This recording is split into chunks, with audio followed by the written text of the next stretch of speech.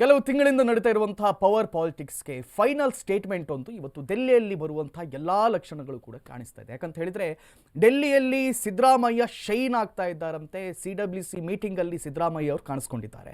CWC ಸಭೆಯಲ್ಲಿ ಕಾಣಿಸ್ಕೊಂಡಿದ್ದಾರೆ CM Siddaramaiah.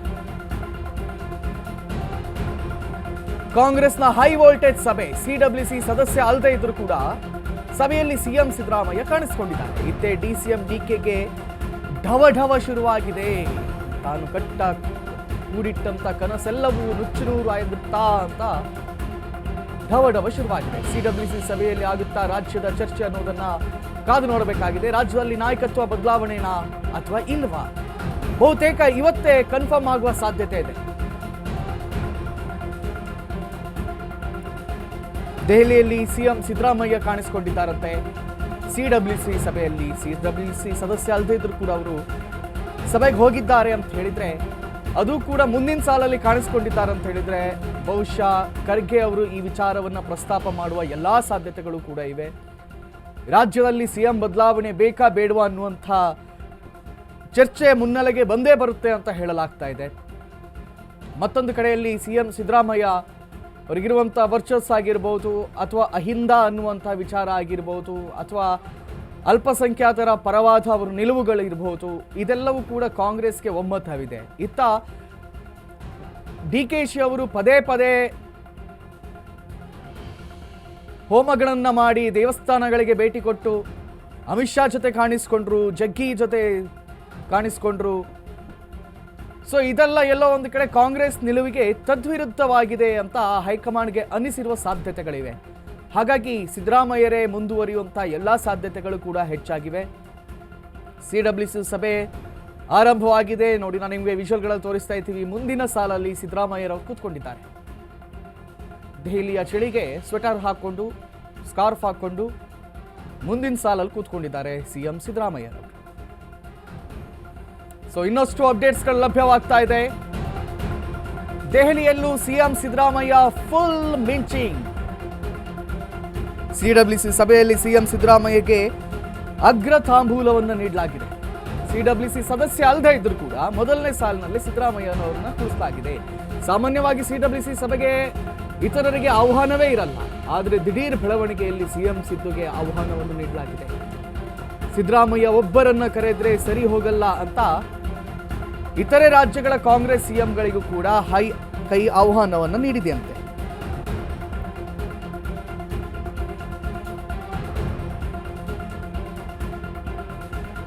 ದೆಹಲಿಯಲ್ಲಿ CM Siddaramaiah full ಮಿಂಚಿಂಗ್ ಆಗ್ತಾ ಇದ್ದಾರೆ.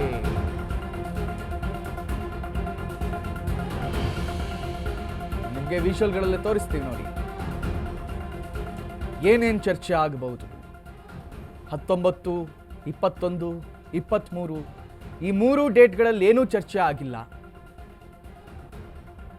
ಈಗ ಏನಾದರೂ ಚರ್ಚೆ ಆಗುವ ಸಾಧ್ಯತೆಗಳಿವೆಯಾ? ಕಾದು ನೋಡಬೇಕಾಗಿದೆ.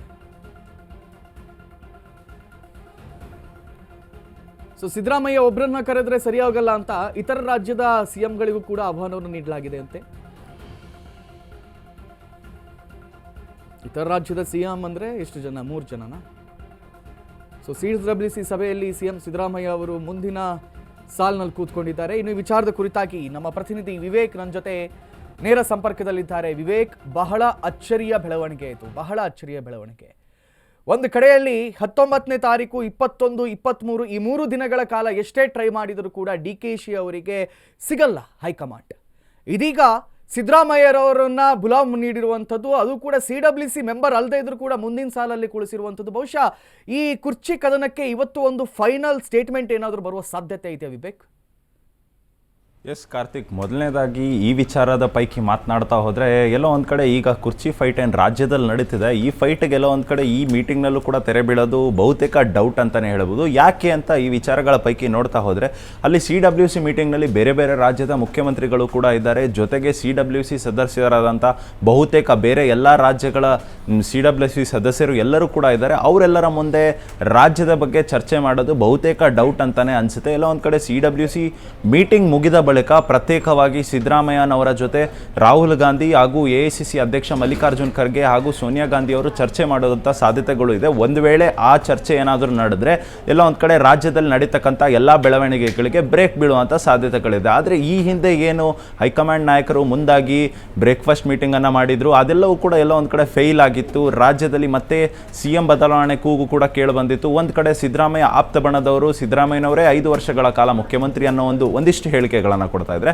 ಮತ್ತೊಂದು ಕಡೆ DK ಶಿವಕುಮಾರ್ ಆಪ್ತ ಬಣದವರು 6ನೇ ತಾರೀಕು ಸಿದ್ದರಾಮಯ್ಯನವರು DK ಶಿವಕುಮಾರ್ ಅವರು ಪ್ರಮಾಣ ವಚನ ತೆಗೆದುಕೊಳ್ತಾರೆ, ಅವರೇ ಮುಖ್ಯಮಂತ್ರಿ ಆಗ್ತಾರೆ ಅಂತ ಒಂದು ಕಡೆ ಇಕ್ಬಾಲ್ ಹುಸೇನ್ ಅವರು ನೇರವಾಗಿ ಡೇಟ್ಗಳ ಸಮೇತ ಹಿಟ್ ಮಾಡ್ತಾ ಇದ್ರು. ಎಲ್ಲ ಒಂದು ಕಡೆ ಇದೆಲ್ಲದಕ್ಕೂ ಕೂಡ ಈಗ ಬ್ರೇಕ್ ಹಾಕುತ್ತಾ ಹೈಕಮಾಂಡ್ ಈ ನಿಜವಾಗ್ಲೂ CWC ಮೀಟಿಂಗ್ನಲ್ಲಿ ಅಂತ ಕಾದ್ ನೋಡಬೇಕಾಗಿದೆ. Karthik, yes, thank you Vivek ತಮ್ಮೆಲ್ಲ ಮಾಹಿತಿಗಳಿಗಾಗಿ.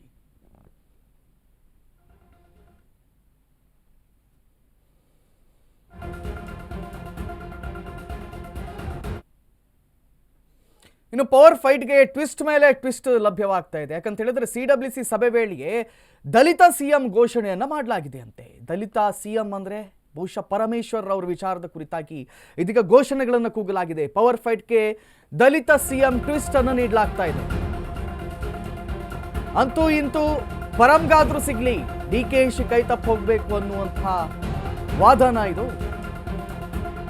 ರಾಜ್ಯದಲ್ಲಿ ಕುರ್ಚಿ ಕಾದಾಟ, ಡೆಲ್ಲಿಯಲ್ಲಿ ದಲಿತ ಅಸ್ತ್ರವನ್ನ ನೀಡಲಾಗಿದೆ. ಪವರ್ ಪಾಲಿಟಿಕ್ಸ್ನಲ್ಲಿ ಈ ದಲಿತ CM ಬಗ್ಗೆ ಚರ್ಚೆ ಆಗಿದೆ ಅಂತೆ. ದೆಹಲಿಯಲ್ಲಿ ಕರ್ನಾಟಕದ ದಲಿತ CM ರಾಜಕೀಯದ ಕುರಿತಾಗಿ ಚರ್ಚೆ ಆಗಿರುವಂಥದ್ದು. CM ದೆಹಲಿ ಭೇಟಿ ವೇಳೆಯೇ ಪರಂಪರ ಪ್ರತಿಭಟನೆಯನ್ನ ಮಾಡಲಾಗಿದೆ.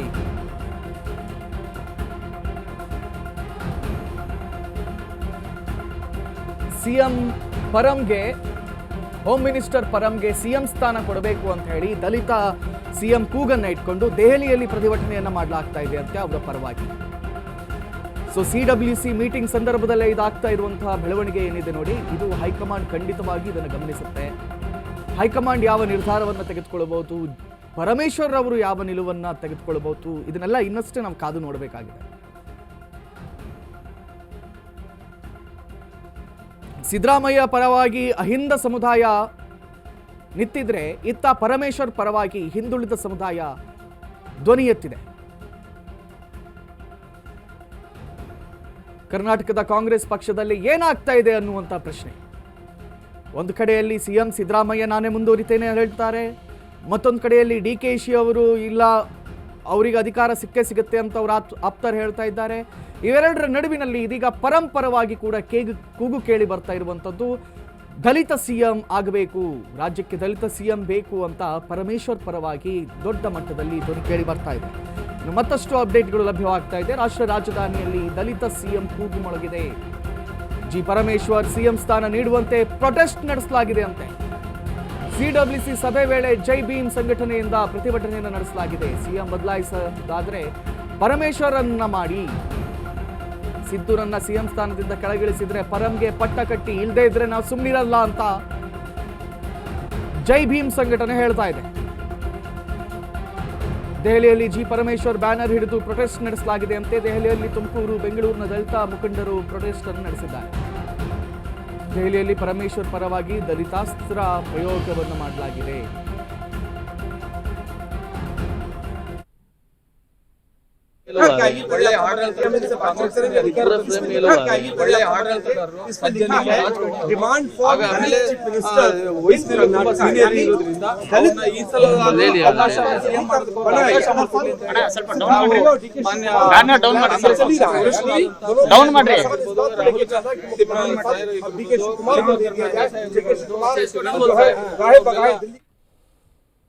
ಇನ್ನು ಈ ವಿಚಾರದ ಕುರಿತಾಗಿ ಹೆಚ್ಚಿನ ಮಾಹಿತಿಯನ್ನ ನೀಡ್ತಾರೆ ನನ್ನ ಕೊಲೀಗ್ ವಿವೇಕ್, ನನ್ನ ಜೊತೆ ನೇರ ಸಂಪರ್ಕದಲ್ಲಿದ್ದಾರೆ. ವಿವೇಕ್, ಏನಿದು ಕ್ಷಣ ಕ್ಷಣಕ್ಕೂ ಟ್ವಿಸ್ಟ್ಗಳ ಮೇಲೆ ಟ್ವಿಸ್ಟ್ ಕಾಣಿಸ್ತಾ ಇರೋ ಒಂದು ರೀತಿಯಲ್ಲಿ ಪರಮೇಶ್ವರ್ ಅವರು CM ಆದ್ರೂ ಪರವಾಗಿಲ್ಲ, DKಶಿ ಕೈ ತಪ್ಪು ಹೋಗಬೇಕು ಅನ್ನುವಂಥ ಹುನ್ನಾರ ಇದ್ರ ಹಿಂದೆ ಏನಾದರೂ ಇದೆಯಾ, ಹೆಂಗೆ ವಿವೇಕ್? ಎಸ್ ಕಾರ್ತಿಕ್, ಖಂಡಿತವಾಗ್ಲೂ. ಯಾಕಂದರೆ ನಾನು ಈ ಹಿಂದೆ ಮಾತನಾಡ್ತಿದ್ದೆ, ಎಲ್ಲ ಒಂದು ಕಡೆ ರಾಜ್ಯದ ಪರಿಸ್ಥಿತಿ ಯಾವ ರೀತಿಯಾಗಿ ಆಗಿದೆ ಅಂದರೆ, ಬೇರೆ ರಾಜ್ಯಗಳು ನಮ್ಮ ರಾಜ್ಯದ ಕುರ್ಚಿ ಫೈಟ್ನ ಪರಿಸ್ಥಿತಿ ನೋಡಿ ನಗ್ತಾ ಇದ್ದಾವೆ. ಆದರೂ ಕೂಡ ಯಾಕೆ ಕಾಂಗ್ರೆಸ್ ಹೈಕಮಾಂಡ್ ಎಚ್ಚೆತ್ಕೊಳ್ತಿಲ್ಲ ಅನ್ನೋದು ಒಂದು ಪ್ರಶ್ನೆ. ಆದರೆ ಇನ್ನೊಂದು ಕಡೆ ಈಗ ಅಷ್ಟೇ ಪವರ್ ಶೇರಿಂಗ್ ವಿಚಾರದಲ್ಲಿ ಒಂದು ಕಡೆ ಡಿ ಕೆ ಶಿವಕುಮಾರ್ ಆಪ್ತಬಣದವರು ಡೇಟ್ಗಳು ಫಿಕ್ಸ್ ಮಾಡ್ತಾರೆ, ಮತ್ತೊಂದು ಕಡೆ ಪರಮೇಶ್ವರ್ ಆಪ್ತಬಣದವರು ಪರಮೇಶ್ವರ್ ಮುಖ್ಯಮಂತ್ರಿ ಆಗಬೇಕು ಅನ್ನೋ ಒಂದಿಷ್ಟು ಘೋಷಣೆಗಳು ಕೂಗ್ತಾರೆ. ಮತ್ತು ನಿನ್ನೆ ಅಷ್ಟೇ ಕೆ ಎಚ್ ಮುನಿಯಪ್ಪ ಆಪ್ತಬಣದವರು, ಅವರು ಕೂಡ ಕೆ ಎಚ್ ಮುನಿಯಪ್ಪ ಮುಂದಿನ ಸಿ ಎಂ ಅಂತ ಘೋಷಣೆ ಕೂಗಿದ್ರು. ಜೊತೆಗೆ ಇನ್ನೊಂದು ಕಡೆ ಜಮೀರ್ ಅಹಮದ್ ಅವರ ಆಪ್ತಬಣದವರು ಡಿ ಸಿ ಎಂ ಆಗ್ತಾರೆ ಅಂತ ಒಂದಿಷ್ಟು ಫ್ಲೆಕ್ಸ್ಗಳನ್ನು ಹಾಕ್ತಾ ಇದ್ರು. ಎಲ್ಲ ಒಂದು ಕಡೆ ಇಷ್ಟೆಲ್ಲ ನೋಡಿಕೊಂಡು ಕೂಡ ಯಾಕೆ ಹೈಕಮಾಂಡ್ ಸುಮ್ಮನಿದೆ, ಎಲ್ಲ ಒಂದು ಸ್ಪಷ್ಟ ಸಂದೇಶವನ್ನು ಕೊಡ್ತಿಲ್ಲ. ಯಾಕೆ ಸಿದ್ದರಾಮಯ್ಯನವರೇ 5 ವರ್ಷಗಳ ಕಾಲ ಮುಂದುವರಿತಾರೆ, ಇಲ್ಲ ಅವ್ರಿಗೆ ಒಂದಿಷ್ಟು ಕಾಲ ಆದಮೇಲೆ ಬದಲಾವಣೆ ಮಾಡ್ತೀವಿ ಅಂತ ಯಾಕೆ ಸ್ಪಷ್ಟವಾಗಿ ನಿಲುವನ್ನು ಹೈಕಮಾಂಡ್ ತೆಗೆದುಕೊಳ್ತಿಲ್ಲ ಅನ್ನೋ ಒಂದಿಷ್ಟು ಪ್ರಶ್ನೆಗಳು ಮೂಡಿಸುವಂಥ ಸಂದರ್ಭದಲ್ಲಿ ಈಗ ಪರಮೇಶ್ವರ್ ಹೆಸರು ಕೇಳಿ ಬರ್ತಾ ಇರ್ತಕ್ಕಂಥದ್ದು ಒಂದು ರೀತಿಯಾಗಿ ಅಚ್ಚರಿ ಅಂತಲೇ ಹೇಳ್ಬೋದು. ನಿನ್ನೆ ಅಷ್ಟೇ ಒಂದಿಷ್ಟು ಅಹಿಂದ ಸಮಾವೇಶ ನಡೆಯುತ್ತೆ ಅಂತ ಕೂಡ ಫಿಕ್ಸ್ ಆಗಿತ್ತು. ಜನವರಿ 25ನೇ ತಾರೀಕು ಅಹಿಂದ ಸಮಾವೇಶ ನಡೆಯುತ್ತೆ ಅನ್ನೋ ಒಂದಿಷ್ಟು ಪ್ರಶ್ನೆಗಳು ಪರಮೇಶ್ವರ್ ಅವ್ರಿಗೆ ಕೇಳಿದಂಥ ಸಂದರ್ಭದಲ್ಲಿ ನೇರವಾಗಿ ಅವರು ಕೂಡ ಹೇಳ್ತಾರೆ, ಅಹಿಂದ ಸಮಾವೇಶ ಆದ ಬಳಿಕ ದಲಿತರ ಒಂದು ರ್ಯಾಲಿ ಕೂಡ ನಡೆಯುತ್ತೆ, ಇಲ್ಲ ಒಂದು ಕಡೆ ಅವರು ಕೂಡ ಲಾಬಿ ನಡೆಸ್ತಿದ್ದಾರೆ ಮುಖ್ಯಮಂತ್ರಿ ಸ್ಥಾನ ಪಡೆದುಕೊಳ್ಳೋದಕ್ಕೆ ಅಂತ ಒಂದಿಷ್ಟು ಪ್ರಶ್ನೆಗಳು ಮೂಡಿಸ್ತಾ ಇದ್ದಾರೆ. ಜೊತೆಗೆ ಈಗ ಈ ವಿಚಾರಗಳನ್ನ ಎಲ್ಲ ನೋಡ್ತಾ ಹೋದರೆ ಎಲ್ಲ ಒಂದು ಕಡೆ ಮುಂದಿನ ದಿನಗಳಲ್ಲಿ ರಾಜ್ಯದ ಪರಿಸ್ಥಿತಿ ಯಾವ ಮಟ್ಟಿಗೆ ಹೋಗಿ ತಲುಪುತ್ತೆ, ಎಲ್ಲ ಒಂದು ಕಡೆ ಏನಾದರೂ ಸಿದ್ದರಾಮಯ್ಯನವರಿಗೆ ಕೆಳಗಿಳಿಸದೆ ಹೋದರೆ ಅಥವಾ ಅವರೇ ಮುಂದುವರಿತಾರೆ ಅಂತ ಈ ಎರಡು ಸ್ಟೇಟ್ಮೆಂಟನ್ನು ಹೈಕಮಾಂಡ್ ನೀಡದೆ ಹೋದರೆ, ಇವತ್ತಿನ CWC ಮೀಟಿಂಗ್ ಆದ ಬಳಿಕವೂ ಕೂಡ ಸ್ಪಷ್ಟ ಸಂದೇಶವನ್ನು ಹೈಕಮಾಂಡ್ ನೀಡದೆ ಹೋದರೆ ರಾಜ್ಯದ ಮುಂದಿನ ಪರಿಸ್ಥಿತಿ ಏನು ಅಂತ ಕೂಡ ಒಂದಿಷ್ಟು ಪ್ರಶ್ನೆಗಳು ಉದ್ಭವ ಆಗ್ತಾ ಇದೆ. ಕಾರ್ತಿಕ್, ವಿವೇಕ್, ಇಲ್ಲಿರುವಂಥ ಮತ್ತೊಂದು ಪ್ರಶ್ನೆ ಏನಂತ ಕೇಳಿದರೆ, ಯಾವಾಗ ಪರಮೇಶ್ವರ್ ಅವರು ಈ ರೇಸಲ್ಲಿ ಎಂಟ್ರಿ ಕೊಟ್ಟರು ಅಂತ ಹೇಳಿ. ಯಾಕಂತ ಹೇಳಿದ್ರೆ ಆರಂಭದಿಂದಲೂ ಕೇಳಿ ಬರ್ತಾ ಇದ್ದದ್ದು ಸಿದ್ದರಾಮಯ್ಯ ಮತ್ತು DKC ಅವರ ಹೆಸರು ಮಾತ್ರ. ಆದರೆ ಸಡನ್ ಆಗಿ ಇತ್ತೀಚೆಗೆ ಅಹಿಂದ ಮುಖಂಡರು ಮೀಟಿಂಗನ್ನು ಮಾಡ್ತಾರೆ, ಸಿದ್ದರಾಮಯ್ಯರವ್ರನ್ನ ಕುರ್ಚಿಯಿಂದ ಕೆಳಗಿಳಿಸಿದ್ರೆ ನಾವು ಸುಮ್ಮನಿರಲ್ಲ ಅಂತ ಹೇಳ್ತಾರೆ. ಈ ನಡುವಿನಲ್ಲಿ ಮೆತ್ತಗೆ ಪರಮೇಶ್ವರ್ ಅವರ ಹೆಸರನ್ನು ತರಲಾಗುತ್ತೆ. ಸೊ ಏನಿರ್ಬೋದು ಇದರ ಹಿಂದಿನ ಉದ್ದೇಶ ಅಂತ?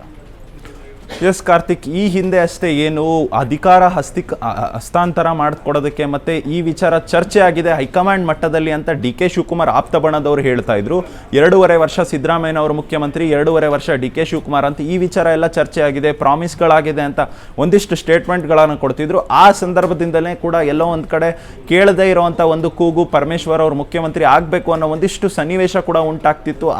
ಆ ರೀತಿಯಾದ ಹೇಳಿಕೆಗಳು ಕೂಡ ಬಹಿರಂಗವಾಗಿ ಚರ್ಚೆ ಆಗ್ತಿರಲಿಲ್ಲ. ಆದರೆ ಆಂತರಿಕವಾಗಿ ಒಂದಿಷ್ಟು ಡಿನ್ನರ್ ಸಭೆಗಳು ನಡೆತಕ್ಕಂಥದ್ದು ಇದೆಲ್ಲವೂ ಕೂಡ ಆಗ್ತಿತ್ತು. ಅದರ ಇಂದಿನ ಭಾಗವಾಗಿ ನೋಡ್ತಾ ಹೋದರೆ ಈ ಹಿಂದೆ 2013ರಲ್ಲಿ ಸಿದ್ದರಾಮಯ್ಯನವರು ಮುಖ್ಯಮಂತ್ರಿ ಆದಂಥ ಸಂದರ್ಭದಲ್ಲಿ ಆಗಿನ KPCC ಪ್ರೆಸಿಡೆಂಟ್ ಕೂಡ ಆಗಿದ್ರು ಪರಮೇಶ್ವರ್ ಅವರು. ಆ ಸಂದರ್ಭದಲ್ಲಿ 7 ವರ್ಷಗಳ ಕಾಲ ಪ್ರೆಸಿಡೆಂಟ್ ಆಗಿದ್ರು. ಆ ಸಂದರ್ಭದಲ್ಲಿ ಏನಾದರೂ ಪರಮೇಶ್ವರ್ ಅವ್ರು ಗೆದ್ದಿದ್ರೆ ಅವರೇ ಮುಖ್ಯಮಂತ್ರಿ ಆಗ್ತಿದ್ರು ಅನ್ನೋ ಒಂದಿಷ್ಟು ಚರ್ಚೆಗಳು ಕೂಡ ನಡೀತಿತ್ತು. ಆದರೆ ಆ ಸಂದರ್ಭದಲ್ಲಿ ಅವರಿಗೆಲ್ಲ ಒಂದು ಕಡೆ ಮುಖ್ಯಮಂತ್ರಿಯ ಕುರ್ಚಿ ಕೈ ತಪ್ಪಿದ್ರಿಂದ ಈ ಬಾರಿ ಆದರೂ ಮುಖ್ಯಮಂತ್ರಿ ಕುರ್ಚಿ ಲಭಿಸುತ್ತೆ ಅನ್ನೋ ಒಂದಿಷ್ಟು ಚರ್ಚೆಗಳು ನಡೀತಿತ್ತು. ಜೊತೆಗೆ ಒಂದು ಕಡೆ ಮೊನ್ನೆ ಅಷ್ಟೇ ಏನು ಅಧಿವೇಶನಕ್ಕೂ ಮುಂಚಿತವಾಗಿ ದೊಡ್ಡ ಮಟ್ಟದಲ್ಲೂ ಕೂಡ ಚರ್ಚೆ ಆಗ್ತಿತ್ತು. ಇನ್ನೇನು ಸಿದ್ದರಾಮಯ್ಯನವರು DK ಶಿವಕುಮಾರ್ ಅವರಿಗೆ ಕುರ್ಚಿಯನ್ನು ಬಿಟ್ಕೊಡ್ತಾರೆ ಅನ್ನೋ ಒಂದಿಷ್ಟು ಸನ್ನಿವೇಶ ಉಂಟಾದಂಥ ಸಂದರ್ಭದಲ್ಲಿ AICC ಅಧ್ಯಕ್ಷರಾದಂಥ ಮಲ್ಲಿಕಾರ್ಜುನ್ ಖರ್ಗೆ ಅವರು ಕೂಡ ಸ್ವತಃ ಬೆಂಗಳೂರಿನಲ್ಲೇ 3-4 ದಿನಗಳು ವಾಸವಾಗಿದ್ದರು. ಆ ಸಂದರ್ಭದಲ್ಲಿ ಬಹುತೇಕ ದಲಿತ ಸಚಿವರು ಎಲ್ಲರೂ ಹೋಗಿ ಮಲ್ಲಿಕಾರ್ಜುನ್ ಖರ್ಗೆ ಅವರಿಗೆ ಭೇಟಿ ಮಾಡ್ತಿದ್ರು. ಆ ಸಂದರ್ಭದಲ್ಲಿ ಒಂದಿಷ್ಟು ಟಾಕ್ ಏನಂದರೆ ನೋಡ್ತಾ ಹೋದರೆ ಅಲ್ಲಿ ಕೂಡ ಒಂದಿಷ್ಟು ದಲಿತ ಟ್ರಂಪ್ ಕಾರ್ಡ್ ಪ್ಲೇ ಮಾಡೋದಕ್ಕೂ ಕೂಡ ಮುಂದಾಗಿದ್ರು. HC ಮಾದೇವಪ್ಪ ಆಗಿರ್ಬೋದು, ಸತೀಶ್ ಜಾರಕಿಹೊಳಿ ಆಗಿರ್ಬೋದು, KN ರಾಜಣ್ಣ ಅವರಾಗಿರ್ಬೋದು, ಅವರೆಲ್ಲರೂ ಕೂಡ ಒಂದಿಷ್ಟು ಸಲಹೆಗಳನ್ನು ಕೂಡ AICC ಅಧ್ಯಕ್ಷರಾದಂಥ ಮಲ್ಲಿಕಾರ್ಜುನ್ ಖರ್ಗೆ ಅವ್ರಿಗೆ ನೀಡಿದರು. ಒಂದು ವೇಳೆ ಸಿದ್ದರಾಮಯ್ಯನವರಿಗೆ ಕೆಳಗಿಳಿಸೋದೇ ಆದರೆ ಪರಮೇಶ್ವರ್ ಅಥವಾ HC ಮಾದೇವಪ್ಪ ಆಗಿರ್ಬೋದು, ಜೊತೆಗೆ KH ಮುನಿಯಪ್ಪ ಇವರೆಲ್ಲ ಕೂಡ ದಲಿತರಾಗಿದ್ದಾರೆ, ಇವರು ಕೂಡ ಒಂದಿಷ್ಟು ಸೀನಿಯರ್ ಆಗಿದ್ದಾರೆ. ಆ ನಿಟ್ಟಿನಲ್ಲಿ ಅವರಿಗೆ ಒಂದು ಅವಕಾಶ ಮಾಡಿಕೊಡಿ, DK ಶಿವಕುಮಾರ್ ಅವರಿಗೆ ಮುಂದಿನ ಬಾರಿಯ ನೋಡೋಣ ಅಂತ ಒಂದಿಷ್ಟು ಚರ್ಚೆಗಳು ಕೂಡ ಆ ಸಂದರ್ಭದಲ್ಲಿ ನಡೀತಿತ್ತು. ಅದರ ಪೂರಕವಾಗಿ ಇವತ್ತು CWC ಮೀಟಿಂಗ್ ಡೆಲ್ಲಿಯಲ್ಲಿ ಇದ್ದಂಥ ಸಂದರ್ಭದಲ್ಲಿ ಇವರೋಗಿ ಪ್ರೊಟೆಸ್ಟ್ ಮಾಡಿರ್ತಕ್ಕಂಥದ್ದು. ಇದು ಎಲ್ಲೋ ಒಂದು ಕಡೆ ಮತ್ತೆ ಹೈಕಮಾಂಡ್ಗೂ ಕೂಡ ಸ್ಟ್ರಾಂಗ್ ಮೆಸೇಜ್ ಪಾಸ್ ಆಗುವ ಚಾನ್ಸಸ್ ಕೂಡ ಹೆಚ್ಚಿದೆ. ಜೊತೆಗೆ ಇವತ್ತು CWC ಮೀಟಿಂಗ್ ಆದಂಥ ಸಂದರ್ಭದಲ್ಲಿ ಮತ್ತೆ ಪ್ರತ್ಯೇಕವಾಗಿ ಏನಾದರೂ ರಾಜ್ಯದ ನಾಯಕರಾದಂಥ ಅಲ್ಲಿ ವೀರಪ್ಪ ಮೊಯ್ಲಿ ಅವರು ಕೂಡ ಇದ್ದಾರೆ, ಜೊತೆಗೆ BK ಹರಿಪ್ರಸಾದ್ ಇದ್ದಾರೆ, ಸಿದ್ದರಾಮಯ್ಯನವರು ಇದ್ದಾರೆ, ಇವರೆಲ್ಲರನ್ನು ಕೂರಿಸ್ಕೊಂಡು ಏನಾದರೂ ಹೈಕಮಾಂಡ್ ನಾಯಕರು ನಿಜವಾಗ್ಲೂ ರಾಜ್ಯದ ಪರಿಸ್ಥಿತಿ ಬಗ್ಗೆ ಚರ್ಚೆ ಮಾಡಿದ್ರೆ ಪರಮೇಶ್ವರ್ ಅವರ ಬಗ್ಗೆ ಏನಾದರೂ ನಿರ್ಧಾರಗಳನ್ನು ಕೂಡ ತೆಗೆದುಕೋತಾರಾ ಅಥವಾ DK ಶಿವಕುಮಾರ್ ಅವರ ಪರವಾಗಿ ನಿರ್ಧಾರಗಳನ್ನು ತೆಗೆದುಕೊಳ್ತಾರಾ ಅಂತ ಕಾದು ನೋಡಬೇಕಾಗಿದೆ. ಕಾರ್ತಿಕ್, ಥ್ಯಾಂಕ್ ಯು ವಿವೇಕ್, ತಮ್ಮೆಲ್ಲ ಮಾಹಿತಿಗಳು.